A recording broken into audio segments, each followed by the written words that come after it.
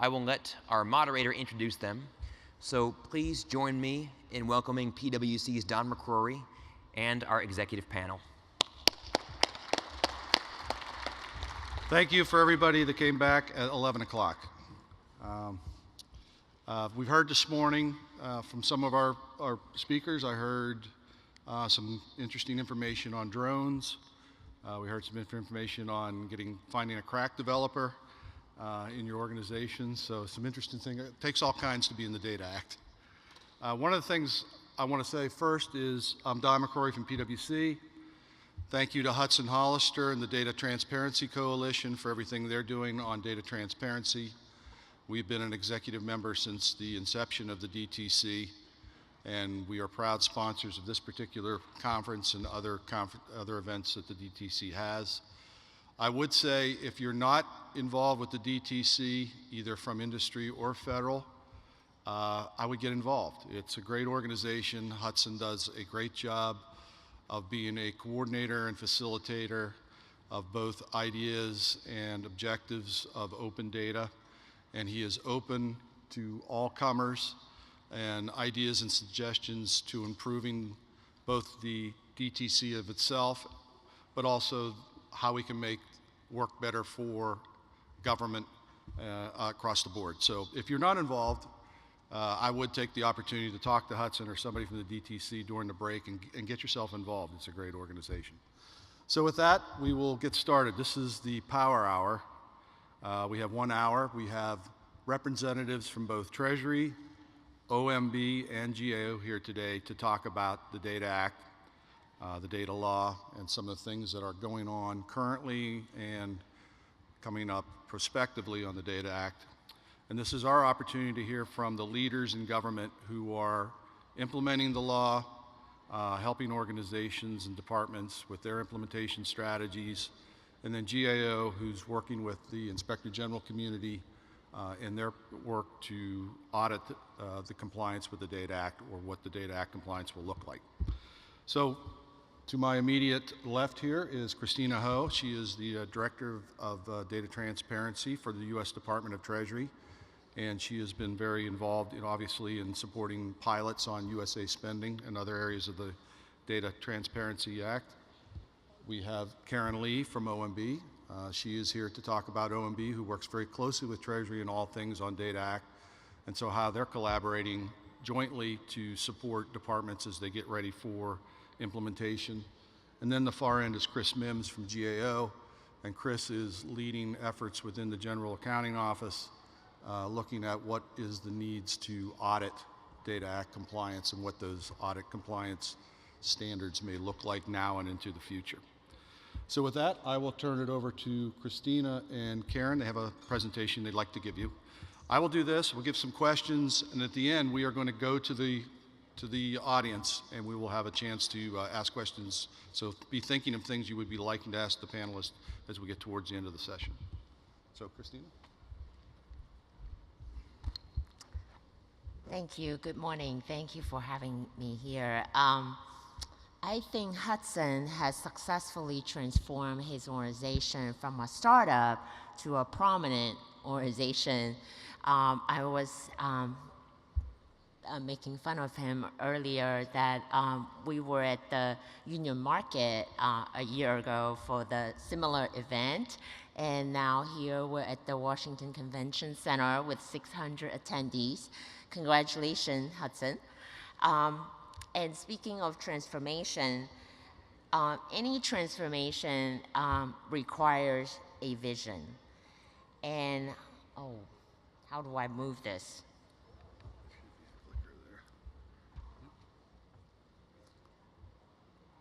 Yeah. Okay, thanks. And the Data Act, we view the Data Act as a significant opportunity to transform the government. And our vision is that when we have better data, it will allow us to make better decisions, and ultimately that will lead to better government. So this is the vision that we've developed even before the Data Act was enacted, and we are very excited that what we have done in the past year have been able to, the vision has guided us, because without the vision, we would not know where we're going. Our long-term objectives, obviously, is to be able to present spending data in its entire life cycle. It was a very exciting thing for me yesterday to see some of the demo on the Hill yesterday, and some of you have used the spending life cycle to show what's possible, and that's very exciting.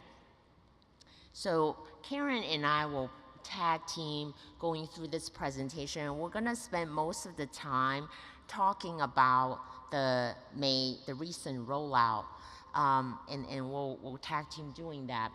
When the law was enacted last May, we saw that while this was a great opportunity, it was also a significant challenge.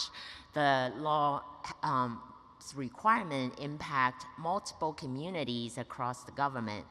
And it was very important that we put in place a structure to properly organize the effort so that we have a good structure to implement and also to gain input across the government as well as external stakeholders.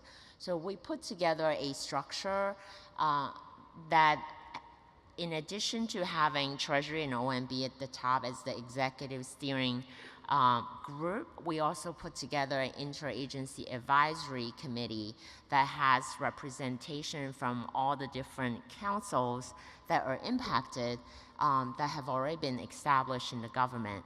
We've been meeting on a monthly basis since September last year, and that has been very helpful in advising Treasury and OMB in terms of our approach and the data standard setting process.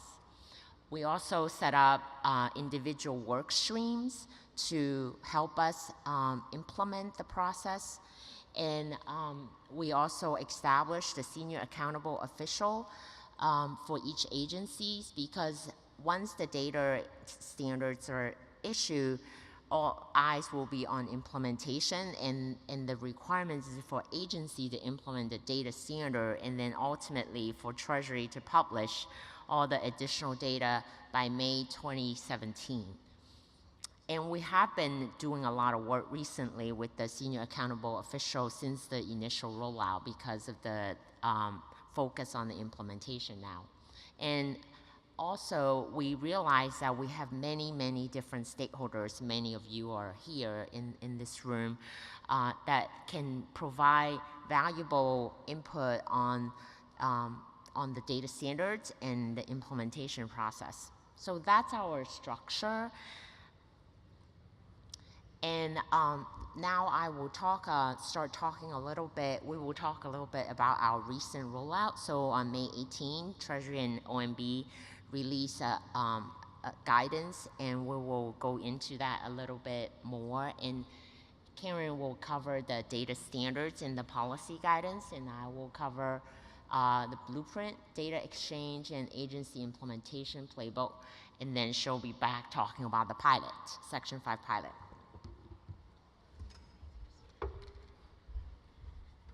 So the nature of this presentation is very much of how OMB and Treasury work. It's up, down, sometimes at the same time, working together. So I think what you're seeing manifest in this presentation is exactly the partnership that we've had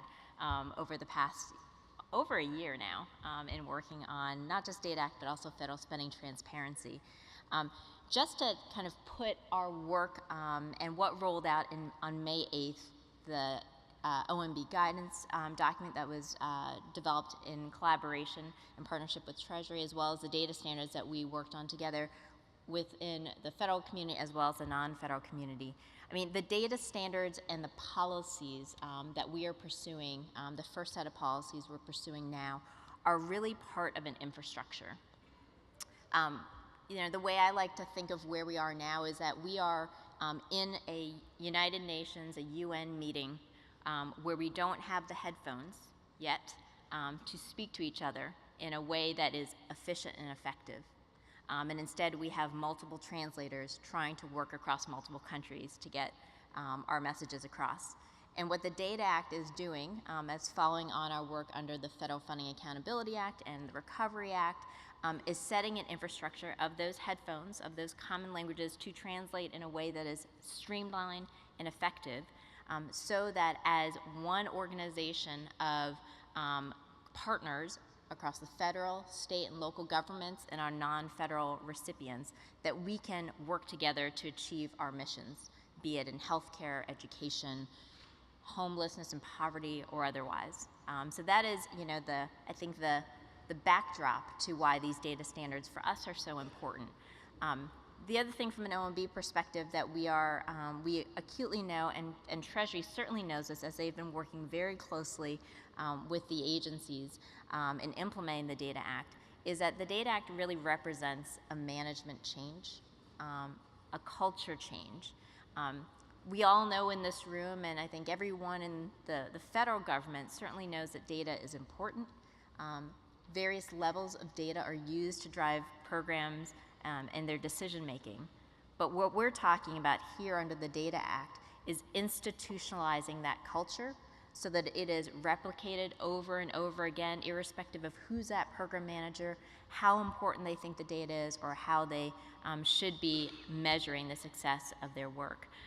And so as we move forward with the Data Act, we see this as really changing the way the government does its work, changing the way the federal government interacts with our non-federal partners, and institutionalizing sort of at least those methods of communication, not necessarily the specific mechanism, there could be many mechanisms, but institutionalizing the thematic approach of how we're going to be working with all of our partners, cross-government, and in our public and private sectors.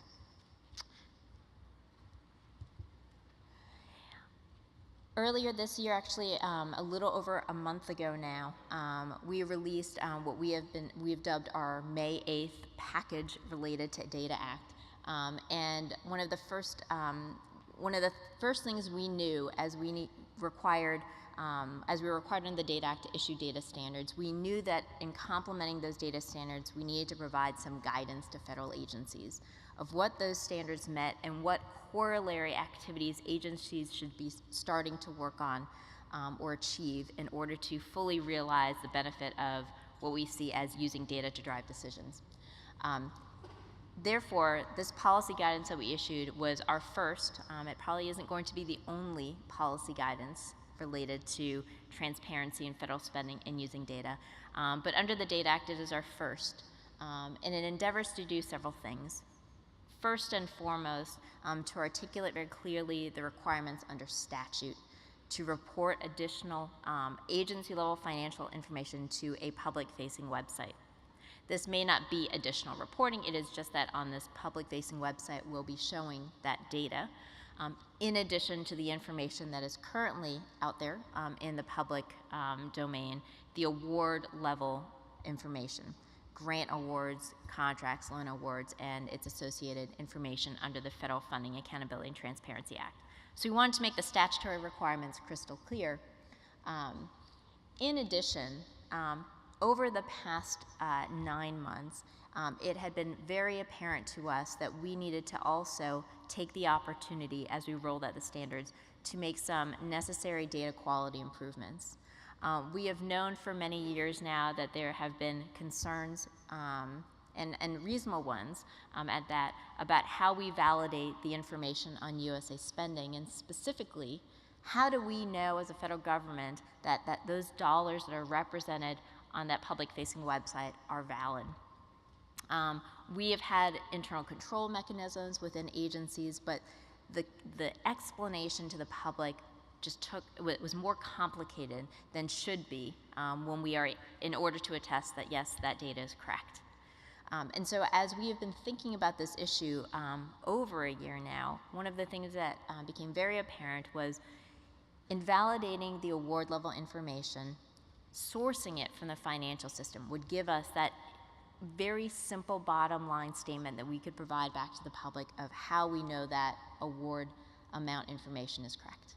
And so that linkage of the agency financial systems to the management systems is so critical so that we can marry up award data, for example, who received the award, the purpose of the award, the place of performance, with the dollar amount associated with that. That we saw as a very critical data quality improvement that we could make to validate the data.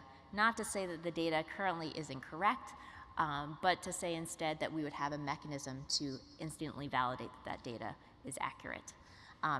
This particular policy move, we know, is a lift for many agencies in implementation, and that is why we wanted to put that out as, one of the first major areas of reform.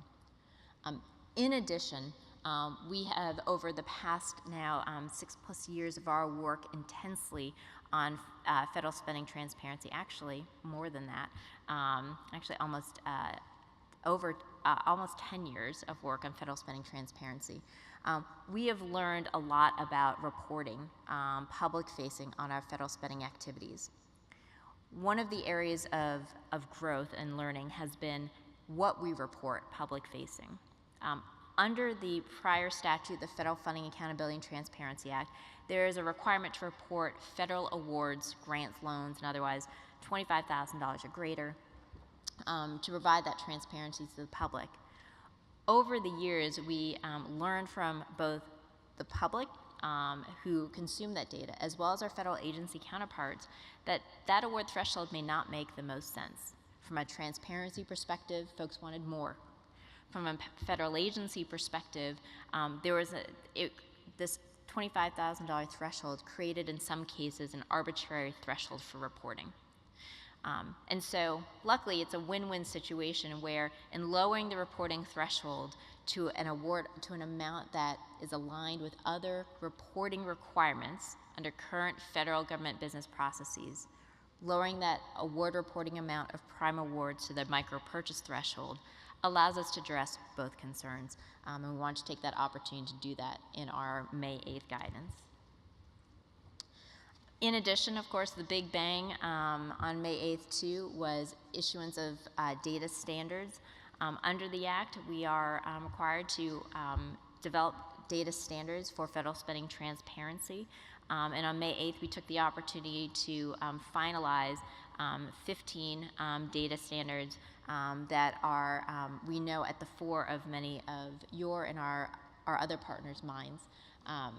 In addition, we rolled forward with 12 proposed data standards and have forthcoming a next set of 30 data standards that we're going out for public input.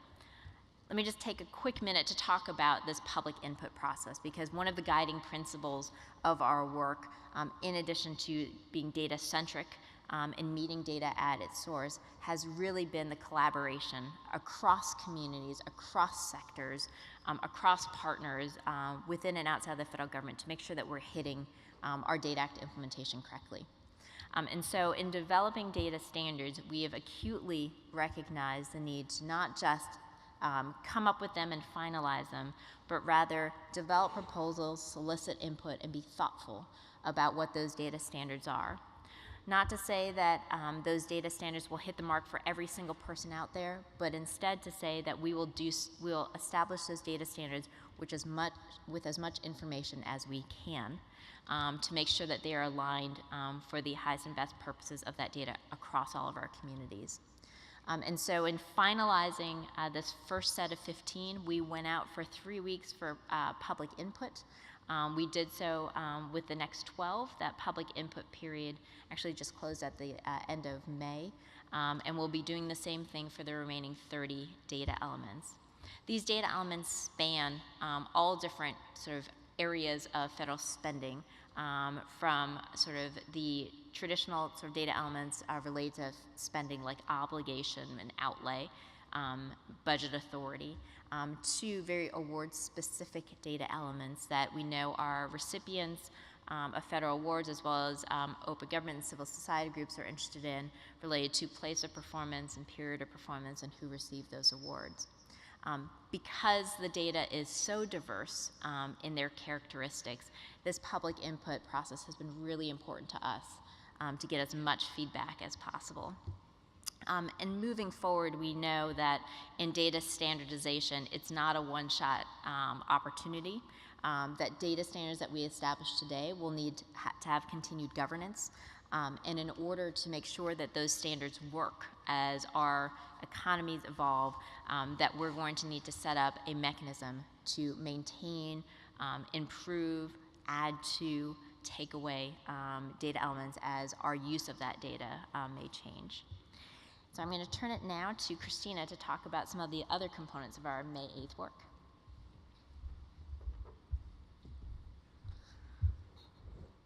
Because Data Act requires the data elements that come from multiple systems across the government, the challenge with implementation is significant. So when we first were thinking about the approach, we knew we had two goals. One is that we wanted to minimize burden and costs because there's no funding.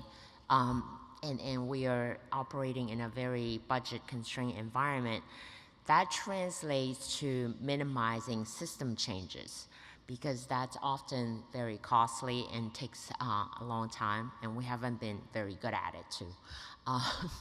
And then secondly, we need to maximize the strategic value for external stakeholders and for agencies. That translates to having the data being accessible in a way that it can be used and consumed in whatever way people choose to, and it wouldn't also add on significant burden to them when they want to reuse. So that's how we developed the innovative approach that we are currently still testing, and it has been quite promising, a data-centric approach, where we want the data to be structured at the agencies so that ensure quality and consistency, and also that ensure the data, as the data owner who are the agency will continue to be able to use the data. And then we also want the data to be able to extract it and map to a standard so that it's not that we are making the systems keep making changes to export the data into proprietary format, but we have an industry standard so that it could be easily consumed by external stakeholder as well as agency. So what we have done is, as part of the May 8th rollout, was to release a baseline of the Data Act schema. The Data Act schema is really the digital representation of the underlying definition and business rules of the data elements. Our hypothesis is that our goal is that if the data that the agency have, because all of the data elements required under the data already exists at the agency, if they can be structured into a standard and can be mapped to a schema, standard schema, then they can be easily consumed for other purpose. We also issue a summary of the playbook. The approach that we're taking is, I know for those of you who have been in the government, you would agree that this is not a typical approach that we have been taking, at least at Treasury. We have been in the business of doing financial reporting, Treasury, for a very long time, and we collect data from agency on a ongoing basis to publish different reports. In the past, we have required agency to provide data to us in a very proprietary specific format, and then we built a system to collect it, to validate it, and consolidate it, then publish it. This approach we're taking is not only data-centric, but it's also very agency-centric, because the approach requires the agency to think about, the approach actually considers the different environment and different state the agencies are operating in. So because of that, we can't just issue a whole bunch of detailed guidance via the TFM and then throw it over to agency and say implement by this date, and then come back and test with you when you're ready. We're taking a very engaging approach because we really want agency to embrace the vision and to maximize the value of this approach. So what we have done is created a 8-step, not 12-step, 8-step plan for agency to follow. That includes of course, the first step is to organize a team. As I mentioned earlier, the Data Act has implication to multiple communities within a agency. So procurement, grant, loans, CIO community, CFO community. So it does require a multi-function, cross-function team. In addition to that, the skill sets require, in order to do this, include data architect, business architect. So it's very important to put a team together with all the skill set. And then the second step is reviewing the elements, which are the 57 data elements that Karen mentioned earlier. And then inventory the data, so determine where these data element resides across the agency systems and environment, and determine to what are some of the gaps in terms of the data elements. There may be data that's not captured already, but need to be captured in order to be able to meet the requirements. And then from 5 to 6, 5 to 8, that involves executing, working with what we call a broker. And this is really a marketing term to help people understand what we are doing. Our approach is that once the agency identifies the data elements within their system, we want the agency to be able to extract it and map it to the Data Act schema. And the broker is something we're currently developing using open source technology to help agency do that. That is one of the tools that we hope to be helpful to agency. Because it's open source, we hope that it can be reused by agencies to the greatest extent possible. I have seen other tools these 2 days that operate similarly. That could also be an option. And then test the broker implementation and eventually submit the data. So that's a high-level summary of our playbook. We actually have a very detailed playbook that we are sharing with the agencies, and we are also working on scheduling and having workshop with agency to go over the approach to understand the challenges within their environment, and working very closely with them to try to make sure that we support the agencies as they go through the implementation effort. And now I turn the time back to Karen to talk about the Section 5 pilot.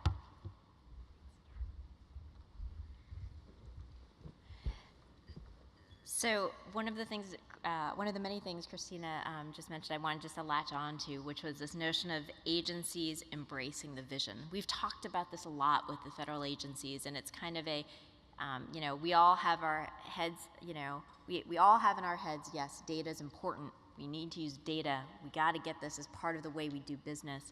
And intellectually, just like eating broccoli every day and working out and getting physical activity for 30 minutes, 7 times a week, we know this. But how do we actually make it part of our lives as a federal government? How do we make it part of our work across sectors? And everything that Christina's been talking about in terms of the playbook is really marching us to that goal. The Section 5 pilot is another way for us as a federal government to embed this new way of thinking.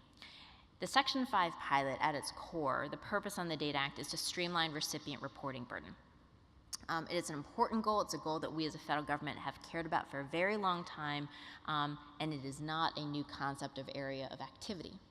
In fact, in the grants world, we have gone through a 3+ year effort to streamline our grants government-wide management regulations, in part to do exactly that.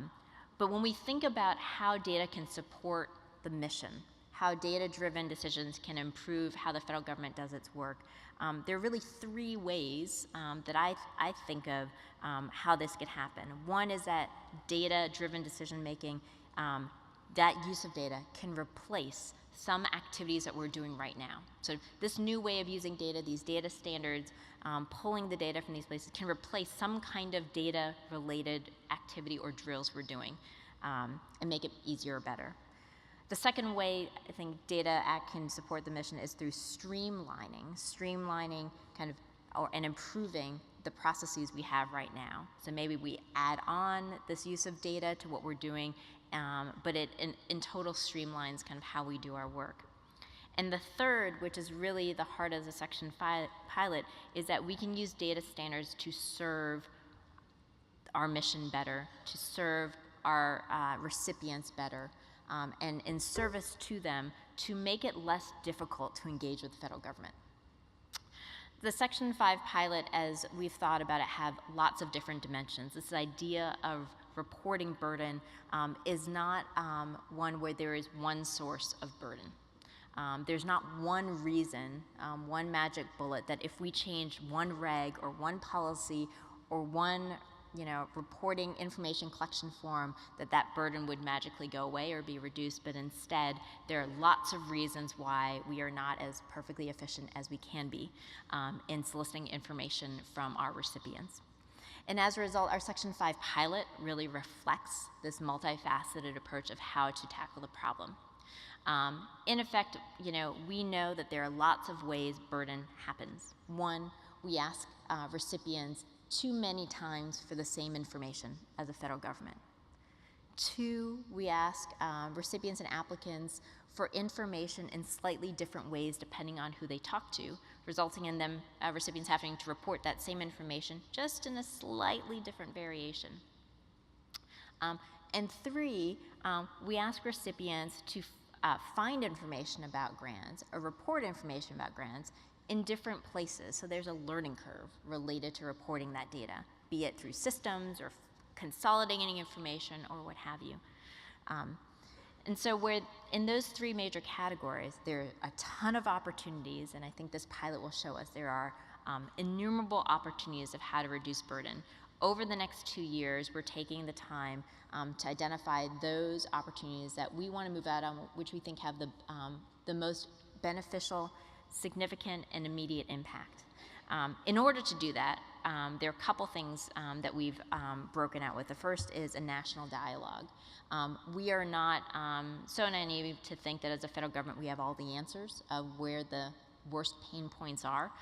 So we've released a national dialogue that covers both areas of burden in grants and in contracts, to solicit ideas with specificity of how we can reduce burden. This is going to be just an incredibly robust platform, we hope, to then cull ideas that we want to test out or have further inquiry about. In addition to that national dialogue, though, we do have some theories of the case of how we can reduce burden. One of them is that it's just too difficult to find information on grants and grants management. And so what we did was with leadership from the Department of Health and Human Services, they developed what is being called a Grants Information Gateway, a one-stop to understand how the entire grants management process works from cradle to grave. And so when you go now on grants.gov, you can access this, and our hope that we want to get feedback on during this 2-year period is that having that one-stop will reduce burden of especially new entrants who want to receive or apply for federal grants, and understanding how that process works. The second theory of the case is that one-stop reporting to the federal government is something that would be overwhelmingly met with cheers in the streets. We've heard for many, many years, please, can there be one place to report grants-related information? Is there one place from start to finish, from the pre-award application all the way to the closeout, a way for the public just to provide that information and not have to learn 2, 3, 10 different reporting systems. And that's something that we want to architect and frame out for the grants community, how we can do that.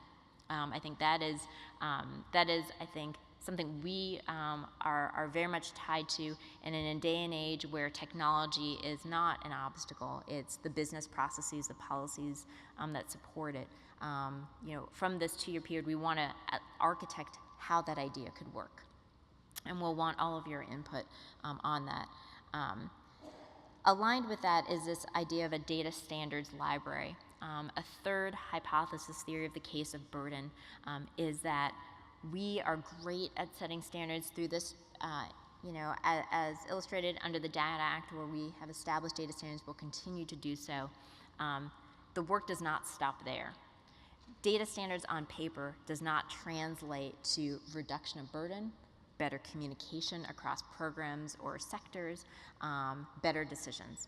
And so one of the hypotheses we want to test and work out so that we can ideally institutionalize is, how do you take words on a page of a standard and institutionalize, inculcate those standards in how we do business on a day-to-day basis to translate into reduction of burden.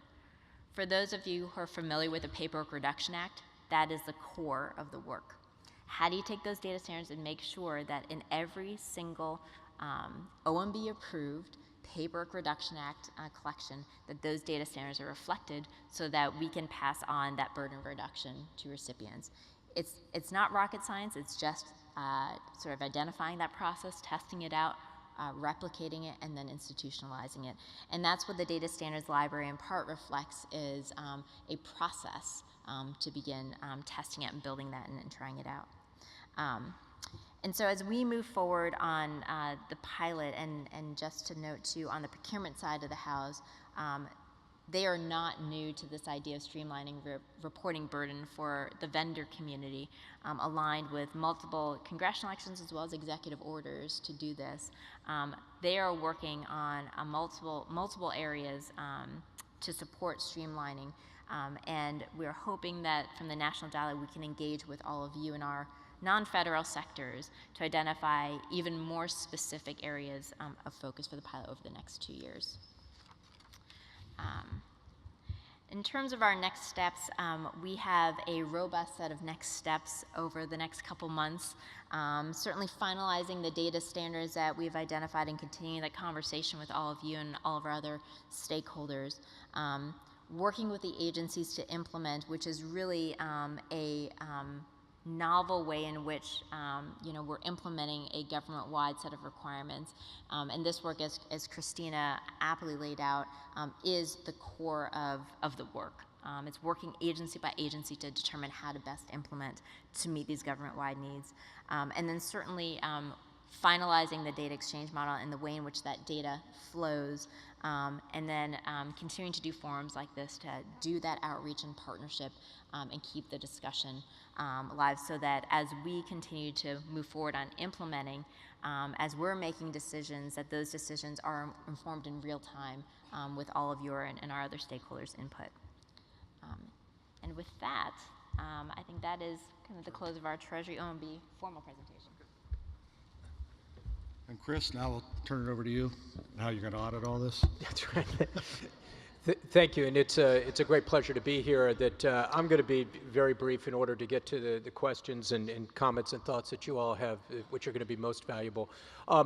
As was mentioned, I work with the Government Accountability Office, and so by both training and inclination, I am emphatically not paid to be an optimist.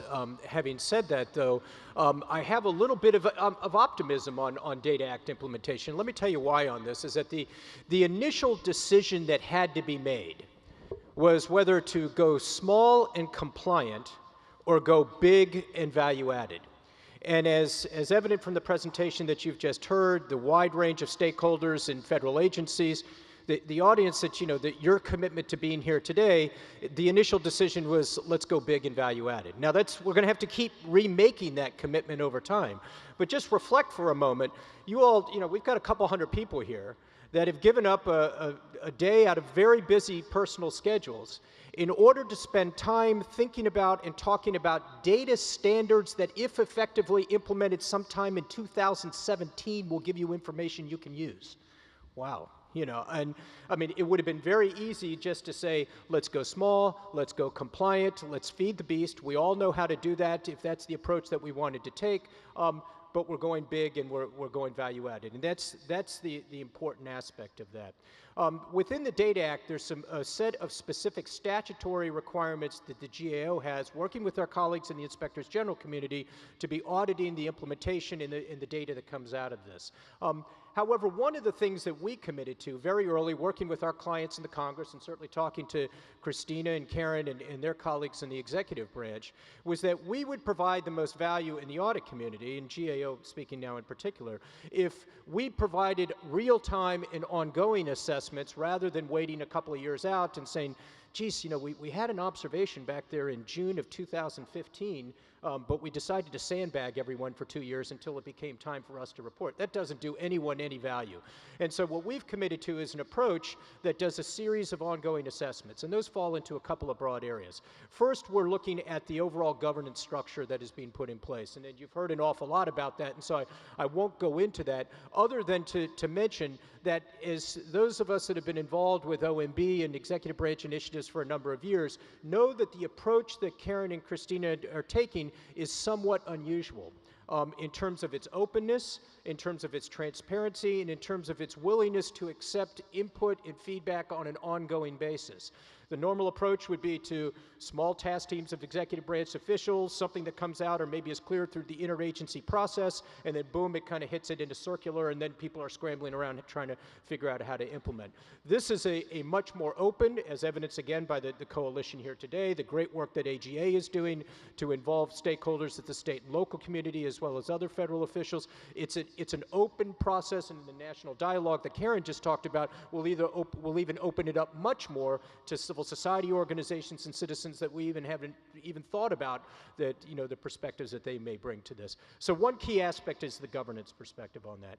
The second key element that we're going to be looking at, of course, is the standards. Are they complete? Are they are they at the right level of detail? Are they sufficient in order to make comparisons across agencies and understand patterns of spending and how resources are being used? This is not, as we all know, not an easy or self-evident fact, you know, when you start thinking about data standards. I mean, just, you know, it's not as though that there's right answers in all cases. It's rather, how do you make the decisions and what will be the decision rules? One of the ones that, you know, that we're focusing on, just because it was such a big issue in the Recovery Act implementation, which I know many of you were probably involved in, is place of activity. If it's a large infrastructure project, especially one that cuts across political jurisdictions, cities, states, counties, where's the place of activity on that? Well, it's in a lot of different places. It's in a lot of counties, a lot of cities, a lot of states. How do you tag that? How do you understand that? If it's a food assistance program, that gets as part of a grant, perhaps as part of a grant, you know, for money for food assistance. Where's the place of activity on that? Is it where people may pick up the food? Well, you know, that's important to know. But what you really want to know is where the recipients live that actually use that. That's a second set to know. Again, it's not that there's a right or wrong answer on this. There's just decision rules, place after, or in instance after instance, that all of us will have to work through. So the second key element is dealing with the data standards. The third key element on this is going to be looking again at the, as was already mentioned, was the stand-up of the Title V pilots. What are we learning from those? Are they set up in such a way that they will provide good information? Is there, in other words, an evaluation plan in place at the outset so that at the end there will be transparency about the decisions that need to be made and what those decisions will be? And so we'll be looking at that. So one big stream that we're looking at is the implementation process. Second big stream is the more important one, and that's the use of the data that actually comes out of this. Now, I don't want to go too far on this. One of the big insights that we've all learned from the data revolution over the last 10 to 15 years is that it is impossible to try and figure out ahead of time how data users will actually use the information. People are incredibly creative, and once you throw information out there, they're going to figure out ways to mash it with other data sets that are both public and private and not-for-profit data sets. They're going to come up with new and different ways of figuring out and telling stories that they want to tell. That's all a very positive development. But we already know, we go in with a set of understandings of how the data will actually help guide some of the decisions that can be made. Let me just touch on just a couple of those for you. We have $106 billion in federal improper payments each year. This will be instrumental as part of the story or part of the analysis that can be used to help us identify and address beforehand that $106 billion in improper payments. Comparable data across agencies will help us understand opportunities for shared services. And there's a coalition I know that's been formed on that that's already thinking and very aggressive on how we can use data, information that would come out of the Data Act and other sources in order to identify and act on shared service opportunities across agencies. Third, it can help us understand and use data in order to identify and address fragmentation, overlap, and duplication among agencies and among programs. Helping us understand where are opportunities for agencies and programs to better work together, where are the gaps in service delivery that we can help address. Again, this is just at the highest level, and there are innumerable other ways that smart people in government, smart people in the private sector will figure out how we can present data and how we can use it. One final comment just on the presentation on this is as you all are probably aware, one of the coolest features of the Recovery Act, recovery.gov, was the mapping function, where we could go in there, you could put your zip code, and up would come up your neighborhood, and you could see what were the contracts that were in your neighborhood, what were the loans, what were the loan guarantees, and what were the grants, and they all had different color dots. And if you clicked on one of those dots, you'd get an extraordinary amount of detail on who was the prime, who was the sub, what money was going there, how it was being used, all that sort of stuff. I don't want to go too far. The two most prominent search features on recovery.gov were how do I get a job and how do I get a contract. So it's not as though people were going into that and saying, well, let me use this as a transparency tool. So in some ways, it was a device waiting for citizens to come to it. But it's a vision of what the future, well, not what the future, of what the present can be. And that is providing to citizens real-time perspectives on what are they getting for return on investment in government. And if you then want to look at the future, if you start thinking about how we could overlay performance information on that, then you really start getting a vision of what we could look like. Presenting to citizens who don't live in federal funding streams, they don't live in federal contracts, we all live in neighborhoods and communities, what spending looks like in our neighborhoods and communities. That's the vision that the Data Act promises. But again, it's going to, now reverting to form from my optimism, it's going to require us to recommit to going big and going useful rather than going small and going compliant. And with that, thank you. Great. Thank you to all our presenters today. Excellent. We have about 10 minutes. I'll start with one question, and then Hudson, do you want to have a roving mic? I'm sure there's already hands up in the audience for questions. So I'll ask the first one, and then we'll go to the audience. We've got about 10 minutes. My question, particularly for Christina and Karen, is I've heard from I'll put on my CFO hat, I've heard from people say, what's in it for me? These are lofty goals the Data Act has, but I get clean and audit opinions. I can get the data to my directors and my secretaries. I can answer all the questions that OMB, Treasury ever give me. What's changing? Why do I need to do this? And we've talked about the benefits of eventually the streamlined reporting and the efficiencies and the uses of data in the future. But the tactical accounting, budgeting offices who are sitting with their CFOs are asking these questions. How do you get those hearts and minds? What do you tell those folks? Yeah, I think in the past 20 years since the passage of the CFO Act, we have made a lot of progress, and most of the agency now have clean opinion, and that has been the focus. I think we are at a juncture now. There is an opportunity for CFO to play a much more strategic role in an agency supporting, understanding the program and mission. So you cannot do that and be that kind of boardroom CFO without access to data. So that's why it's really, really critical.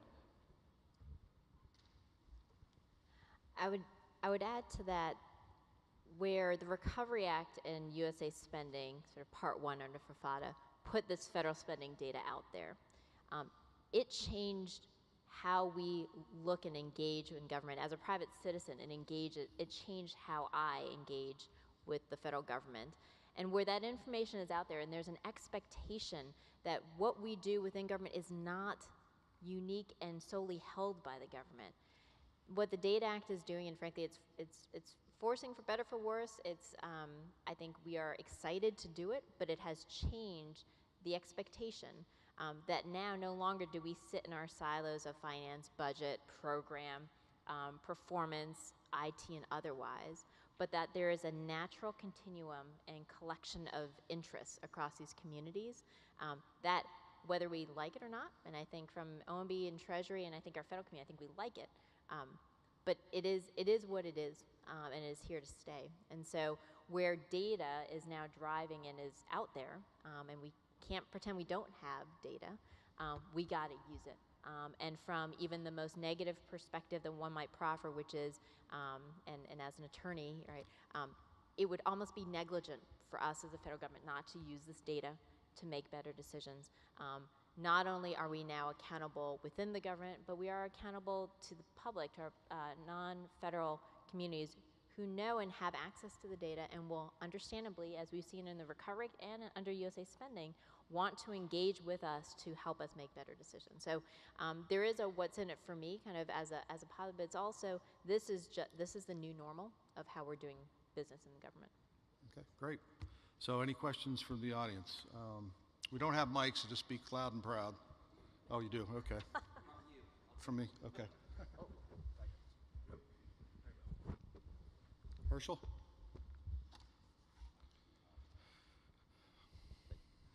All right, so Herschel Chandler with IUI. I can speak loud, but I'll use the mic.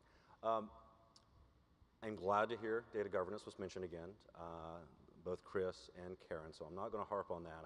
I was hoping to hear some details. I'll look forward to those details. But I am going to talk about data quality, which is probably also not a surprise. If we did a word cloud on the comments today, data quality would be front and center in all caps, likely. So when I heard about the Data Act playbook, I was really excited to see how data quality would be probably a piece of every component and every step in the playbook. We got a Data Act page, not a Data Act playbook, though. I heard you mention, Christina, that there is a detailed playbook that agencies are using. So my question is two parts. Why can't we publish the more detailed piece so that those of us in industry that will likely be implementing these systems for agencies can get some idea and perhaps provide some comment to that? And related to my question on data quality, can you talk to us a little bit about how the process will ensure that data quality is going to be measured and managed so that there's doing a baseline now and likely some sort of continuing progression of improvement of data quality up until when the data is actually published to the public? Yeah, we definitely can publish the detailed playbook. We're working with the agency. We want to get more input and go through these workshops. So that's definitely not a problem. And I forgot that Chris said all these great things about us. I really want that in the audit report. Being open. But going back to the data quality, I think there are two ways to address data quality. The typical way is making sure there's internal controls over processes and systems, and we need to do that. And you heard Karen in the guidance, there are specific things that we are doing, and also in the way that we are extracting data, we'll have validation. But there is a more foundational way to address the data quality issue that our approach does, that I think data quality in some way is an incentive alignment issue. Today, the data quality, the burden of data quality, the people who care about it are the data consumers, not the data providers. What we're doing as we architect this solution, we're aligning the incentive properly, because the data provider will become the data consumer. Then they will care about, there's incentive for them to really care about the data quality. Because if you don't use it, you don't care about it as much. But if you're using it, you will care. So that's the two broad way, I think, how we're tackling the data quality. Yep. Chris, do you have something to add to that? Just very briefly, is that, and I think it brings together the two questions, is that in terms of the what's in it for me is that from a CFO perspective, I think one of the things will be the importance of working with line and program managers to show them how they can use the information, how it's going to be valuable for them, which gets to the point that Christina was just making, and I completely agree with her. The way I think about it is that data quality is both a supply side issue, meaning it's the responsibility of those, and we need to put in place the internal controls that those that are putting the data out there, that it's good data. And as you probably know, we've done some audits looking at USA spending and have found, as everyone else does, is that there are lots of numbers on there, and that's about as far as you can go in many cases in terms of the positive aspects. I mean, I had a colleague, not a GAO, in another agency that was talking about the rollout of the new USA spending site and said, geez, it's a beautiful site. It's a shame the data are all bad, and so that, so we have an awful lot to do. I mean, that's on the supply side. Equally important, though, is the demand side. Is that, I mean, we've seen in many cases that, that you're going to get better information once people begin to start demanding that and saying, look, I need this data in order to start making better decisions, and they start putting pressure back on the people that are responsible for putting out there. So it's got to be both parts of that equation. But you're absolutely right. I mean, it's not just the standards, but then making sure that the data that come out of that is going to be is going to be a huge lift. That's what the IG reports are to be about, the audits that the IGs will do, and that's what the assessments that we'll be working with the IGs will be looking at as well. Okay, we have time for one more question, and then I'm sure our panelists will be happy to stay behind. And hi there. If you have any particular questions, go ahead, sir. I have a question. Hi, Sure. I'm Scott Taylor. I'm an MDM consultant and data whisperer. I calm data down. So I have a question on the 57 elements. What's the status right now of the unique identifier part of that? I know there's some residual controversy around D&B and maybe their model, and then you've got the LEI, which has noble aspirations, but only about 500,000 codes, so their practicality is questionable. Where is that debate right now, and what's the status right now in terms of the identifier? With respect to the unique identifier, as some of you know, we put out a proposed standard, and we published that on GitHub for public input. We received some comments on that. The public input period closed at the end of May. We are right now going through those comments and digesting them, and really, recognizing, and I think these are some of the same concerns that we've heard for quite some time now, just about this.